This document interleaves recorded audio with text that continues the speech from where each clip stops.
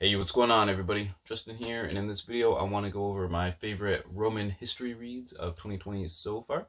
I recently did basically the Greek counterpoint to this kind of video, where I've been kind of going over my best of so far, halfway through the year, even though I know it's like getting towards like the end of August and stuff, so not quite exactly like the midway point, but it takes me forever to get anything done on this channel, so that's why it's so late. But anyways, we'll be going on to the Roman history side of things this time. And any of these books would be really good additions to the History Challenge Readathon, if you know what that is. If you don't, it's a readathon I'm co-hosting Jenny from Book Shenanigans, Emma from A Cup of Books, and Justin over at Ghost Reader. And it's a history-based readathon. I'll leave the announcement like up there and down below and stuff. And like I said, any of these would be a really good sort of addition if you're looking for an ancient history read or a Roman history read or what have you. So let's just go ahead and get started. The first one is going to be an honorable mention that kind of deals with the Greco-Roman world as a whole. I did the same thing on the Greek video as well. And this one is going to be one of the great courses that I listened to, and it's Hans Friedrich Müller's The Pagan World, Ancient Religions Before Christianity. I think this one came out like in the January or the winter time, something like that. But this one was really cool. Obviously, it's dealing mostly with the classical world, or like the Greco-Roman Mediterranean world, though. He does have like Indian influences and Egyptian influences like on those cultures. And just in the Roman side of things, it was really interesting to learn about. He does a really good job explaining sort of the whole, the whole point of orthopraxy is more important than orthodoxy in Roman religion, basically meaning during like the rituals and when you have to perform stuff or sacrifice or whatever, what have you. It's much more important to do the right thing and to zig when you're supposed to zig and zag when you're supposed to zag, rather than anything you actually believe in, which is why you can have basically atheists who, are still followers of like the Roman religion, even though they don't actually believe in anything they're doing, but they do it properly, as opposed to someone who like, even if you believe like fully in like the Roman deities and stuff, if you didn't perform the sacrifice right, or you like chanted wrong or said the hymn or prayer wrong, like you had to completely start over just because it wasn't done right, and then you're just gonna be failed. The gods would be angry with you and everything. He also does a good job with the whole concept of syncretism.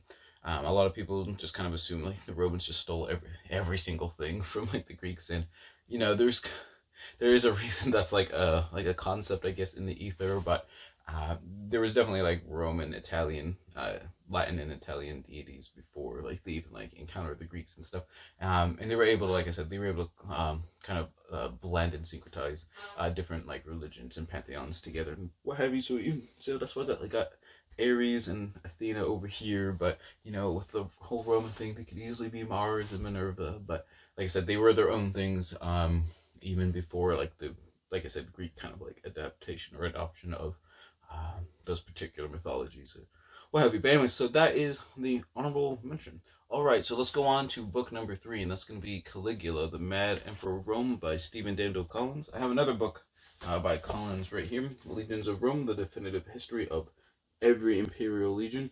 And this is like a monster of a book that deals with every imperial legion that we know about, and kind of goes over like when they were formed and what their emblems were and who formed them and about what year and where they were stationed and all kinds of crazy stuff like that. So definitely check that out if you're into like Roman, the Roman legions or what have you. But onto Caligula. This book is sort of a life biography of Caligula, and it kind of examines why he turned out the way he did, because between Caligula, Nero, and like Commodus, they all kind of vie up there for who was the most despotic and tyrannical and arbitrary ruler or emperor of Rome.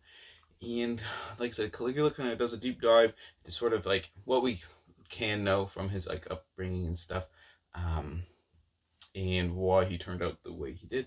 Now, just for an example, he was brought up, he grew up completely surrounded by political assassination. His entire family was essentially assassinated or murdered. He just kind of had to like deal with it. Then he kind of went off to live with his uncle Tiberius, and Tiberius was pretty much like a pedophile and like kind of crazy and his super paranoid in his own right. So it's kind of it's almost more like, how did Caligula have even like 1 or 2 years of sane rule rather than like his entire 4 years being like absolutely crazy? Or I guess it's just like a little bit over 3, but how all of it wasn't just like completely insane. But you do learn like lots about Caligula, and like I said, the author tries to like point out different incidents in his life where that probably made like the most impact and what probably like stuck with him and stuff. There's an interesting chapter where he consults with a lot of like psychiatrists and doctors and stuff to kind of see. Obviously, since he lived 2,000 years ago, you can't diagnose anyone that's been gone that long, especially with like what little textual evidence we have. But to the best of their ability, what possibly mental health conditions Caligula probably actually suffered from. And there are actually a few ones that are put forward that seem to have pretty good evidence, but I'll let you read them for yourself so you can come to your own conclusions and what have you. But overall, it is a really just kind of like a good, just solid overview of the life of Caligula. Also, I should note there is one final chapter in the book that the author mentions he's going to do like right at the beginning, and then he like never brings it up until the last chapter where he basically does like compare contrast of Caligula with President Trump, and it's like one of the goofiest things like I've ever read like in a serious like history nonfiction book. But you know it's coming like the entire time because, like I said, he brings it up way at the beginning. And some of the similarities are kind of superficial, but some of the similarities are actually kind of like interesting just to like kind of think about and look at and whatnot. But uh, I'll just leave it at that. And if that sounds like something interesting to you, you should definitely go check it out. Okay, so let's move on to book number 2, and it's going to be The Shadow of Vesuvius, The Life of Pliny. Don't know if the subtitle is The Life of Pliny or Life of Pliny the Younger, but anyways, it's essentially a biography and a life and times of Pliny the Younger. If you don't know who the Plinies are, Pliny the Elder was an author and natural historian of the classical world. He wrote the Natural History, which is a giant set of books that he wrote, obviously in Latin, since it was like, the first century CE or whatever. But he wrote, like I said, this multi-volume work on just his like observations of the natural world and stuff, plants, animals, landscapes, things like that. Really cool stuff. And he unfortunately was the one who was most famous for dying at the eruption of Vesuvius that destroyed Pompeii and Herculaneum. But anyways, Pliny the Younger was his, I think he was a distant relative that was adopted by him. And he was also a man of letters as well, though not necessarily so much on the natural world, but wrote letters and kind of like treatises and on like kind of philosophy and morality, stuff like that. But anyways, so going on with sort of the life and times, I felt that that was kind of a weaker part of the book, actually. I'm dealing sort of with just the, I don't know, the culture of that era of the, the heyday of the Imperial Roman Empire. There was some kind of neat stuff about, for example, like you learn like little tidbits here and there about like the circus racing and what have you, and like Pliny like basically hating sports in general and stuff.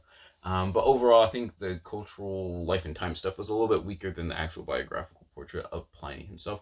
You learn a ton about Pliny, and he's basically like a living, breathing person you can almost like relate to, even though he lived, 2,000 years ago. For example, just he suffered from like really terrible migraines and headaches pretty constantly as he aged.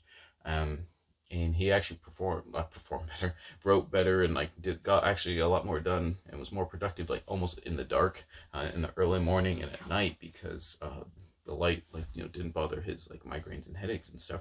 So it's kind of interesting just reading about like a regular person that's come to death that also suffered from just like little conditions like that. And it's also kind of interesting just seeing like kind of with the cycles of the seasons, and as the years go by, like kind of Pliny's like kind of highs and lows of like euphoria and depressions and stuff. He definitely comes down through us with all the, like the letters and stuff that he wrote to different people.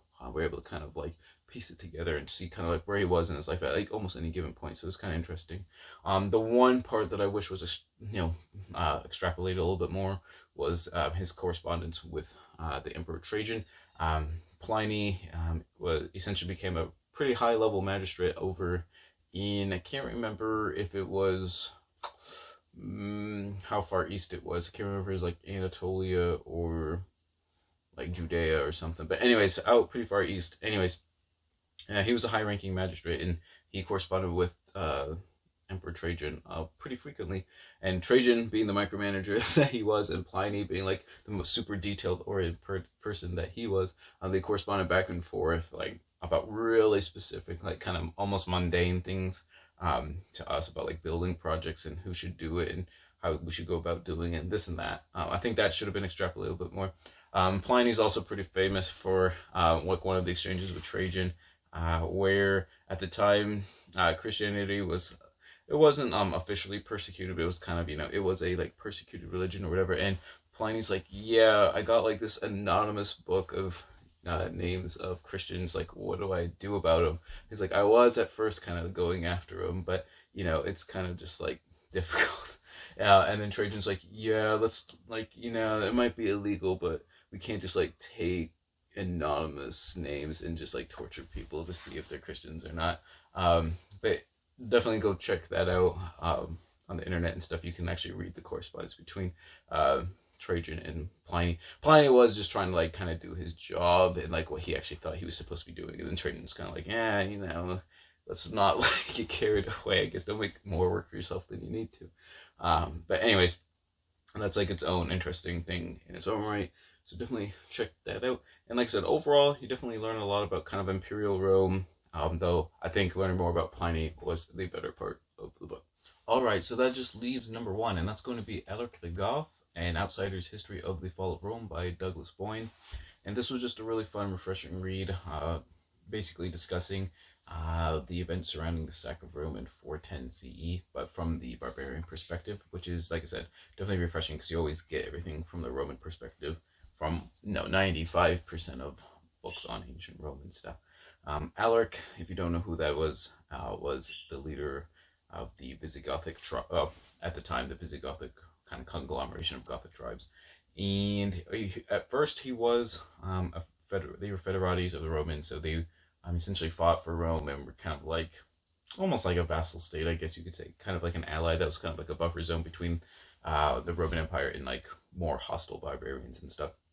But eventually, Alaric and the Visigoths and several other tribes wanted, more rights, as essentially like they wanted to be part of the empire. They didn't want to just be kind of like they weren't even citizens, but kind of like second-class citizens, almost as an example.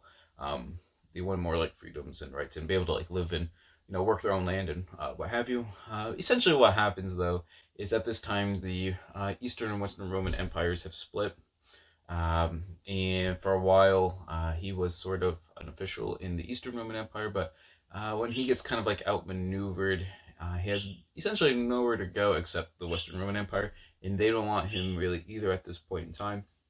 And, after making several reasonable-ish demands, Rome kind of hemmed and hawed and kind of dithered and stuff, and eventually the Goths just sort of have enough from everything that's kind of going on, and eventually sacked the city of Rome in 410. Though as far as sackings go, it actually wasn't like the worst sacking like ever in the history of the world by far. But what is interesting about this book is you learn all about kind of like the schemes and the political climate of especially the Western Roman Empire, which was starting its kind of like downward decline at this point.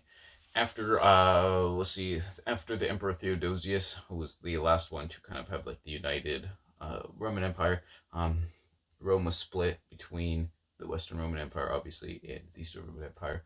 But just to show how far things have gone, for example, when Rome was sacked in 410, it wasn't even the capital of Rome at the time. That was actually in Ravenna, which is in a more northerly part of Italy.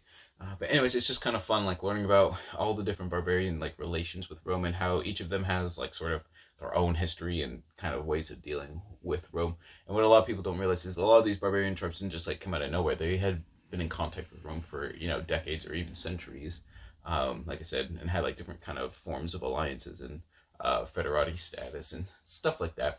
But it is just interesting seeing the whole like political climate and how just chaotic it was starting to get, especially in the West, and that's kind of part of the reason with the decline during the 5th century CE. You do learn a lot about like Stilicho, who's like one of my favorite figures from late antiquity. He's like a half Vandal, half Roman general warlord of the Western Roman Empire and stuff. And for a while, he's actually one of the ones. He's pretty good friends with Alaric, though he's basically charged with kind of keeping him at bay and stuff. But eventually, Stilicho is essentially assassinated for doing his job too well, because the emperor's wife is like, no, he's gonna like usurp you, and so they have to off Stilicho. Pretty much the same thing that happens to Aetius like 50 years later. Like the guy who finally is able to ward off the Huns somehow. They're like, nah, he's too big for his britches. We're gonna like off him too. So, anyways, you can kind of just see like the beginnings of why the West kind of started just like going to like a nosedive, like spiral type stuff. But like I said, you learn all about like kind of Gothic culture, which is really cool, and you kind of learn that just the interactions between the Germanic tribes and Rome, and how they were not necessarily always violent. Violence was an option, but there was a lot of peaceful stuff kind of going on as well. Like I said, it's just kind of fun learning it from the kind of the barbarian side of things rather than just the Roman side of things. All right, so there you have it. Those are my 4-ish favorite works that I finished in the first half of 2020 on Roman history. Let me know if you have any good books on Roman history. I'm always on the lookout for, pretty much good books just in general. But if you have any Roman history ones in particular, leave a comment down below. I'll be glad to check it out. Don't forget to check out my Twitter and Instagram, all that cool stuff. Always remember, whether reading Roman history or not, read victoriously.